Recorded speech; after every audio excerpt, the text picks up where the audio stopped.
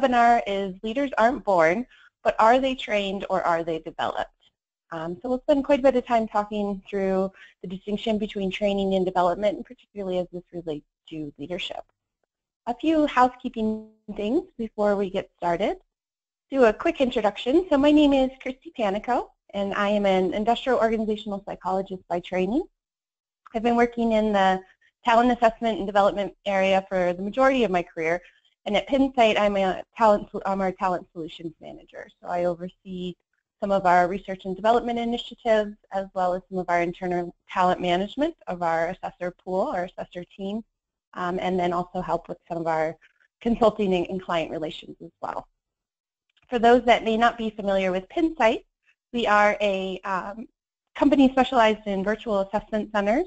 We've done work with a number of clients, both here locally in Denver, Colorado, as well as around the world. And we've translated the simulations that we offer into a number of different languages so that we can really provide a seamless global leadership development experience. In terms of the housekeeping items, so if you have questions as we go along, please feel free to put them in the question box. Tara is also on the line with us, and she'll be monitoring that question box and jumping in when those questions arrive. We'll also have a couple minutes at the end of the presentation. So if you prefer to wait and save your questions towards the end, feel free to do that as well. There'll be some time then. So in terms of our agenda for this webinar today, as I mentioned, one of the important components is distinguishing training versus development. Secondly is how to select the best intervention to meet your needs. So when we're talking about leadership development or leadership training, there's certainly a time and place for both. And so we'll talk a little bit more about how to select really the best intervention to meet your needs. And we'll spend quite a bit of time on experiential learning. So examples for implementing this in practice and more generally why this is a good thing to be considering and adopting for leadership development. So I thought I'd start with some rather frightening statistics, to be quite honest. If we look at how much we're spending on leadership development, we know that this is on the rise, and this is probably a conservative figure from 2014 that suggests companies are spending about $15.5 billion on leadership development. However, the frightening part of this is the ROI ranges. So a recent study, about 6 years old, suggests that ROI ranges from a loss of about $500,000 to a gain of about $6 million. So of course that looks like a big window there, and it's quite a gamble. And so I'll argue in this webinar that this gamble is worth taking, and there's ways that we can tilt these odds significantly in our favor so that we're closer to the gain of $6 million rather than the loss of $500,000.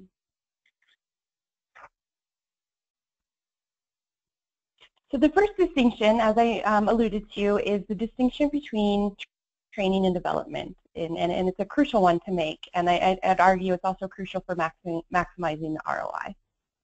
So the American Society for Training and Development actually suggests that businesses spend more than $170 billion on leadership-based curriculum. And so why the difference between the $170 billion and the 15.5 I just reported? Well, the Association for, or the American Society of Training and Development is taking into account both training programs and development. And they're really suggesting that the majority of these, if you look at the figures of how they calculated the $170 billion, you'll see that the majority of these dollars are spent on training and not development. And so there's a number of important ways to distinguish these two. And I argue this distinction is important not only in practice, but it's more important or equally as important for ROI. So I'm suggesting that the ROI that we see, this great variability we see, is because of the variability we see in leadership programs. And a big distinction there being the distinction between leadership training versus leadership development. And leadership development, as I'll get to in this webinar, is really where we're going to see the greatest ROI. So along those lines, I wanted to take a minute to talk about the distinction between leadership development and management training. I think oftentimes these two are used synonymously or interchangeably, and there really is a very big distinction between these two.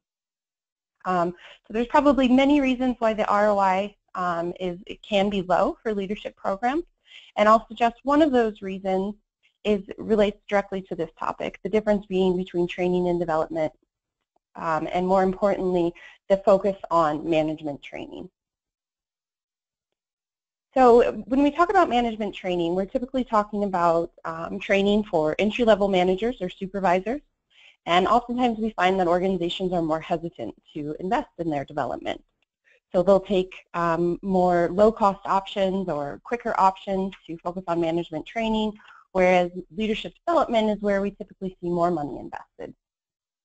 However, the notion here is that management training, so entry-level managers, are not dealing with the same types of problems, where the assumption between taking a management training approach is that entry-level managements are lacking skills, lacking knowledge, that it's a knowledge acquisition issue, and that with lectures, workshops, e-learning, different types of approaches that we can address that knowledge void.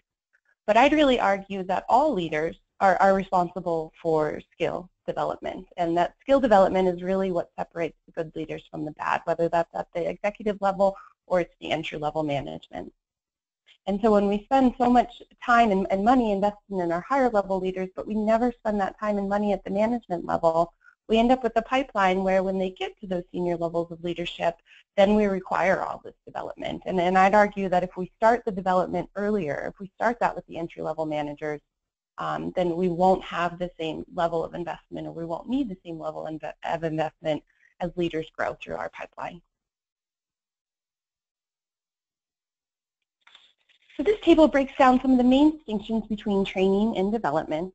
And one of the important ways to look at this is really what's the primary focus. So as I just mentioned, with training, the primary focus is on new knowledge. And typically this is for the current job, so it's very short-term focus. Whereas with development, we're talking about acquiring new skills. So this distinction between knowledge acquisition and skill acquisition is crucial in distinguishing between the two. And furthermore, the development side tends to look more future-looking. So it's not necessarily about what do they need in this current role. It's about what are they going to need to move forward, and more generally, what do they need in terms of their overall leadership development and growth. So the learning context also tends to vary between the two. Typically with training, we see this takes place in classrooms, maybe an e-learning platform, or some type of conference room, typically in group settings. Whereas in development, this context can look very different. Oftentimes this is done on the job through a number of different interventions and activities, or this can be done in a virtual environment. So in this case, a virtual simulation. So how do participants learn? In a training environment, this is more of a passive recipient of information. It's more of a one-way dialogue, a one-way monologue rather than a dialogue between people. It tends to be very one-directional and one-dimensional. Whereas in development, this is learning by doing. This is actively practicing new skills. There's multiple people involved. Participants are learning in real time, and the people involved in that learning process will vary depending on the activity that they're doing. The frequency is also another important distinguishing feature. So with training, we normally see that it's usually a one-time or maybe a few times, but it's more what we call the spray and pray approach. So introducing individuals to all this information and then hoping that information sticks and retains in the job. Whereas development, we see this as more of a continuous process. No one is ever done with development. It's something that can always be worked on. There's always this focus on insight and forming positive habits, with the notion that there's always room to develop. And then finally, how effective are they? And we'll spend a little bit more time on this in a moment, but generally speaking, we know that training interventions are not as effective as development interventions. On average, only about 30% of training transfers to the job, whereas with development, we see upwards of 95% based on some of the internal research we've done with the virtual simulations. And so it's important to think about training transfer, not just how much of that training content is retained, because we know knowledge acquisition is one thing, but actually implementing that in the job and translating that to skill formation or skill acquisition is another thing. And training transfer is one way that we look at that, by looking at not only how much of this content is retained, but more importantly, how much of this content is being applied on the job. So a few examples of training here, and I'm sure everyone's probably familiar with training because for better or for worse, it tends to be a more popular option. So examples of training include lectures, keynote speakers, interactive workshops, e-learning. And interactive workshops is starting to get to the least training-like approach in the sense that depending on the degree to which there are facilitated discussions that are part of that workshop or group activities, maybe case studies, we might start to see a blend of more development in those interactive workshops. But the primary focus of workshops and facilitated discussions has traditionally been more of what we consider a training approach. And the piece missing here really relates to the 70-20-10 rule. So the 70-20-10 rule was created in the 1980s, and it's been widely successful as a general guideline for organizations seeking to really maximize their effectiveness of learning and development programs. And the idea is that what we learn is 100, and the pieces of that fall into different areas. So 10% of that is formal educational events. So that would be workshops, e-learning, different types of lectures or keynote speakers. Those would all fall into what we consider formal educational events. And we know that only 10% of really our learning occurs in that mechanism. So it makes sense why we're seeing a small ROI when we lump management training or leadership training into leadership development programs. And really the focus of those is that 10%. 20% comes from interactions with others. So this can be coaching relationships, this can be mentoring relationships. This can also just be collegial relationships between individuals, so perhaps peer mentoring or informal learning that occurs with interactions with others. But we know that 70% of information is learned by actual hands-on job-related experiences.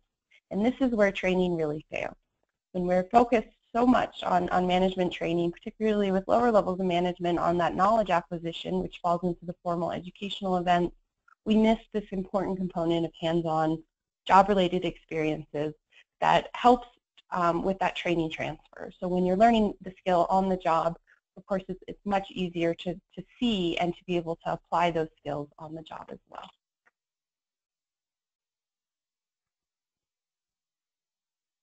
So now we'll transition and talk a little bit more about experiential learning. So this is really kind of the gold standard for how we want to develop leaders and employees of all levels, really, is through some form of experiential learning. And this is essentially learning while doing or learning through experiences. So for example, I included this picture of teaching a kid to ride a bike because this is a really great example of experiential learning. There's only so much we can tell our kids about how to ride a bike. Eventually, you have to put the helmet on, put them on the bike, and let them learn to do it. And so it's not quite like throwing them in the deep end and seeing if they'll swim. It's, for example, learning in the deep end with a great instructor while you're learning. So in this example, the father is not just putting the kid on the bike and letting him go. He's sitting there with him and helping him learn as he's doing that.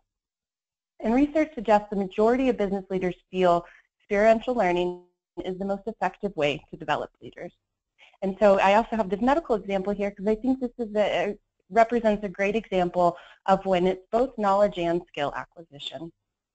So if we look at the medical team, of course there's knowledge acquisition involved.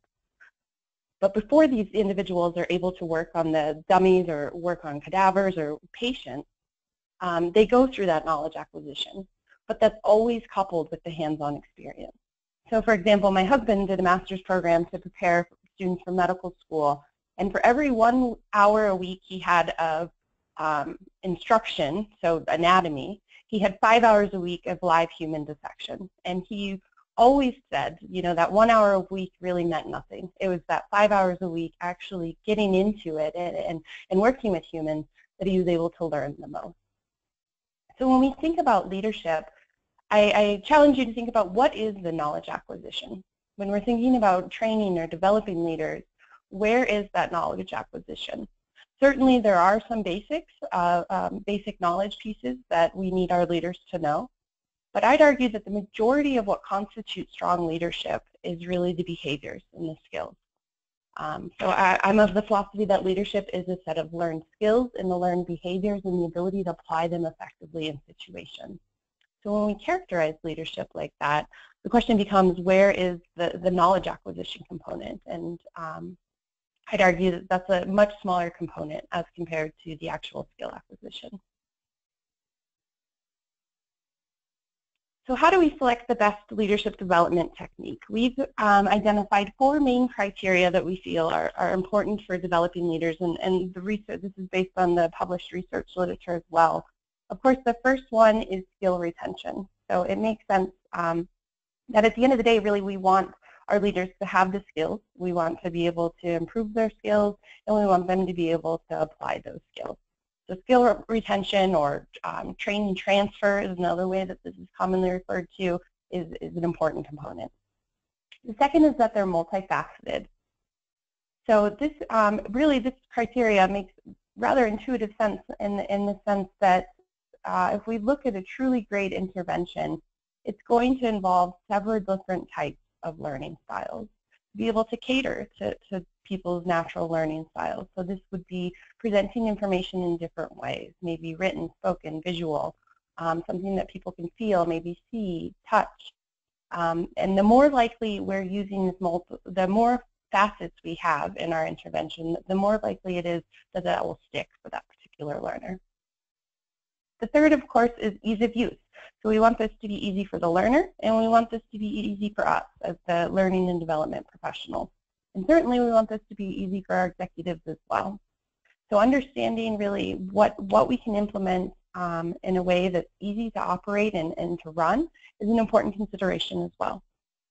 And then finally, last but certainly not least, is the participant reaction. So how do the participants or learners feel when they're going through that training? Is it something that they're going to dread going to? If so, we're starting off on the wrong foot with them, and the likelihood of them retaining or acquiring any new skills, if they're dreading the event, is probably pretty low.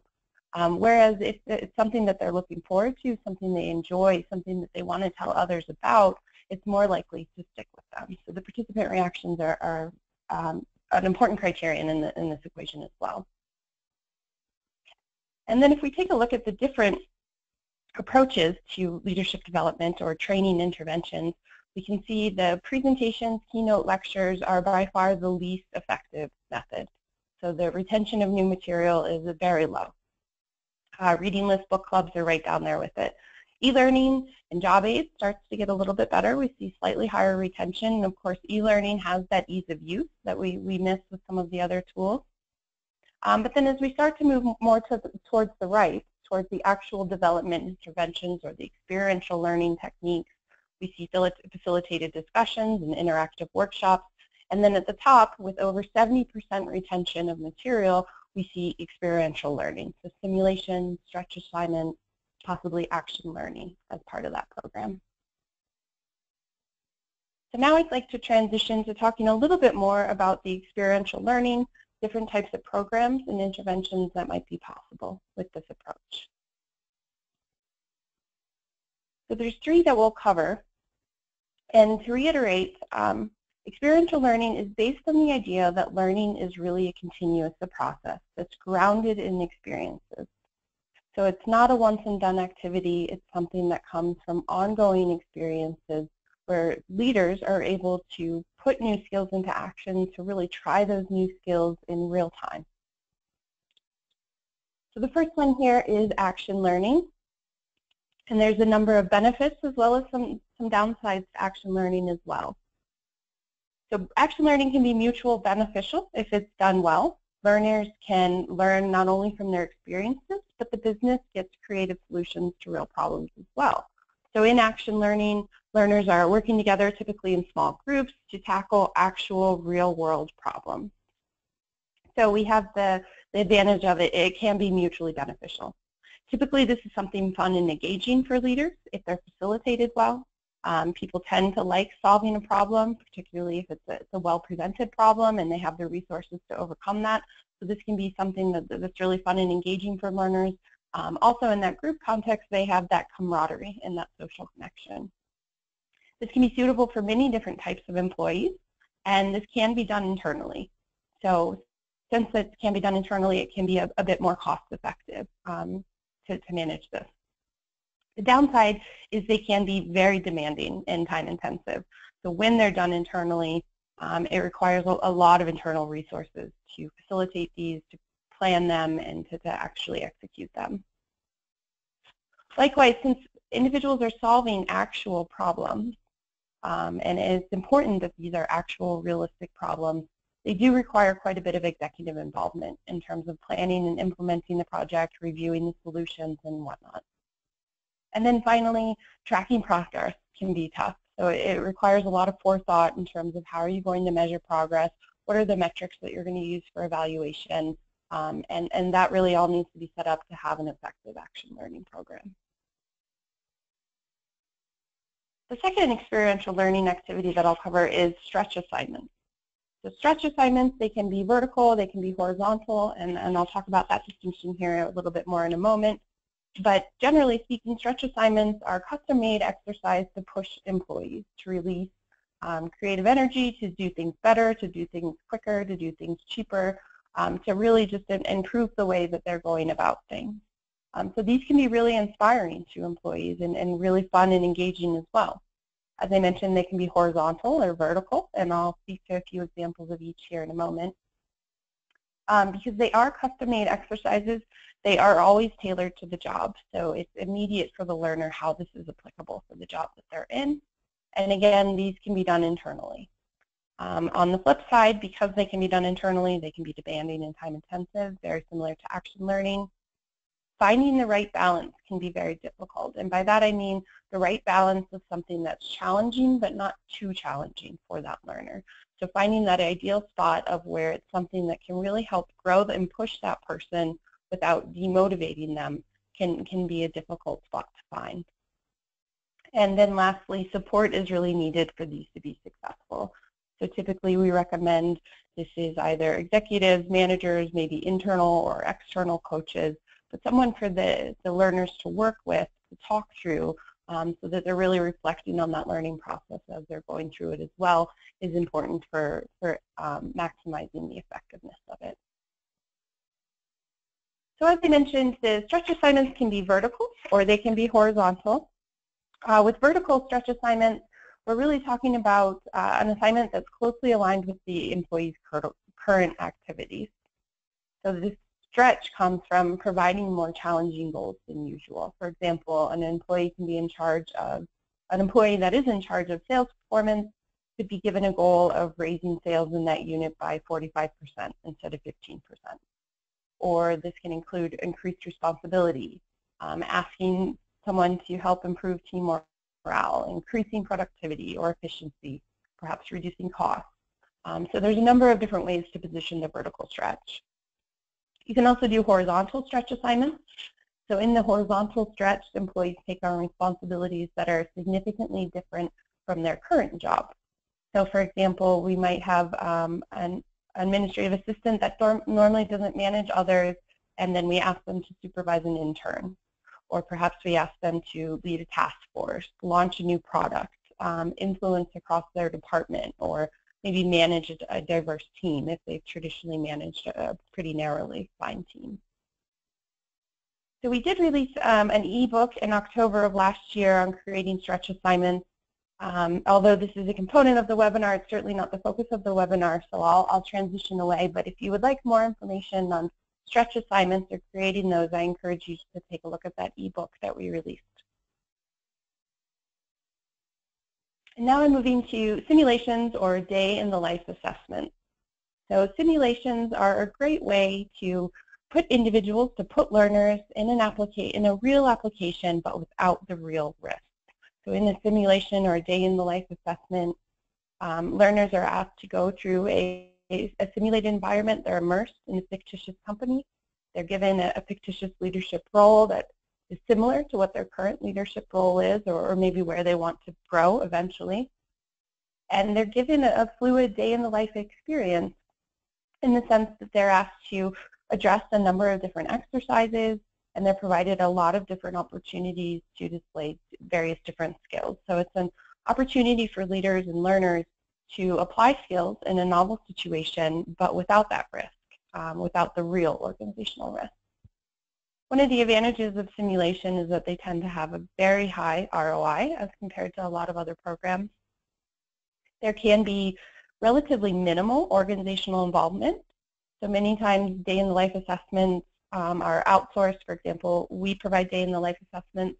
So when these are outsourced, the project management for the client tends to be rather minimal. Of course, they can be done virtually, so from any computer and any location. And then they're fun and engaging as well. So our simulation participants tend to report that the simulation itself was developmental, that even before they get the results, that just going through that process, not only was it fun and engaging, but it was something that was developmental in and of itself. Some of the downsides to day-in-the-life assessments, first, they can be difficult to implement internally. So this requires, you know, kind of getting everyone on board with this idea. For many, day-in-the-life assessments may not be the norm. This might not be something that they're familiar with. So it requires some change management in terms of getting people on board with that. They can be expensive. So it's certainly more expensive as compared to some other tools that can be used. But when you calculate the overall ROI of the simulations and compare this to some of the internal costs, for example, for action learning or stretch assignments, I think you'll find that they're actually relatively comparable in terms of the expense. However, the outcome or the benefits of simulations tend to be quite higher. And then one thing we hear with simulations is what's next. So as we mentioned, development is not a once and done activity. Simulations typically are a once and done activity. So they're a set time, a set date, and when it's over, it's over. However, what's important to build into that program, and a lot of existing simulations do this, is a follow-up development plan so that people can really use that information and serve it to inform their development moving forward. So I'll provide a couple examples of day-in-the-life assessment and what this means in terms of the learner's perception and the learner's outcome. So as I mentioned, there's various different exercises, and this provides an opportunity to not only display a skill or to show a skill, try a skill in one exercise, but to try that skill across multiple exercises. So not only do you get multiple opportunities as the learner, but as an outcome of that, you also get an observation or analysis of how well your skills are or how well you're able to display those skills across various different exercises. And I've seen so many insightful moments with learners when they're able to see that they can display a skill strongly in one situation but not in next, and then breaking it down into terms of why is it that there is that contextual variability. Because for most people there is contextual variability in terms of how we display skills. So really being able to pinpoint why that is crucial to being able to overcome that and display a skill consistently. In the day-in-the-life assessments, as I mentioned, the learners will experience real challenges. So for example, they'll have emails that they can answer from colleagues or supervisors, perhaps direct reports. And then they also have live interaction. So their computer rings and in comes a call from a direct report. That's requesting some developmental feedback or some mentoring on the recent performance appraisal. Or perhaps it's their supervisor requesting an update on a project plan. So there's not only the opportunity to interact via email analysis, which for most of us is the reality of our daily life, but there's also the opportunity to really interact face-to-face with your coworkers or your supervisors or direct reports, which again, it mirrors that real-life work environment and helps improve that training transfer for learners. So I would say I hope you walk away with everything we've presented, but given that this webinar falls into the lectures or presentations category, and I just mentioned that there's a fairly small retention rate for that, I thought I would summarize a few take-home points before we open it up for questions. So the first one is the distinction between management training and leadership development. And I argue there's many assumptions inherent when we make this distinction. And I propose this is really one of the easiest things we can do as learning and development professionals is to address these assumptions and to question them. Because oftentimes we think management training is the answer when I would argue leadership development is really the answer, particularly for entry-level managers where management training seems to be more common. The second is the distinction between knowledge versus skill acquisition. So I am a behavioral psychologist. I'm very much of the belief that leadership is a set of learned behaviors. And if you agree with that distinction, or if you agree with that definition, then really any leadership development or training needs to be focused on that skill acquisition versus the knowledge. So rarely is it the case that our leaders are lacking particular knowledge to execute. More often than not, it is lacking that skill acquisition or the ability to demonstrate a skill consistently across contexts. And by focusing on training, we're not going to fill that gap. And then finally, the third approach is experiential learning is really critical for that skill acquisition. So the effectiveness of experiential learning really comes from the combination of being exposed to new skills and simultaneously using those skills to solve a problem with real risks and real rewards. And I'd argue that that's the key for growing our leaders, is focusing more on experiential learning and moving away from this notion of management training. So with that, I will open it up to questions. Tara, has anything come in while we've been speaking? We had a request for the Stretch Assignments ebook, so if anyone needs to receive a copy of that, just send us a message through GoToWebinar and we can send that link to you. Great. Thank you, Tara.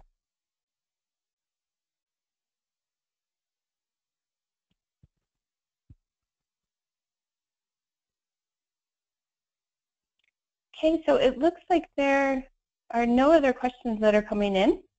So there's no need to stay here in terms of waiting for questions to come in. If you do have questions after this webinar, let me transition here.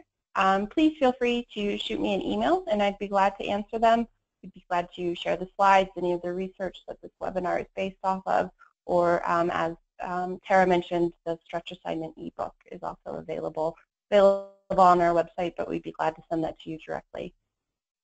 So if there's any, without further ado, if there's any questions, please shoot me an email or reach out. Otherwise, we thank you for your time in participating in the webinar today and attending, and we hope this is valuable for you.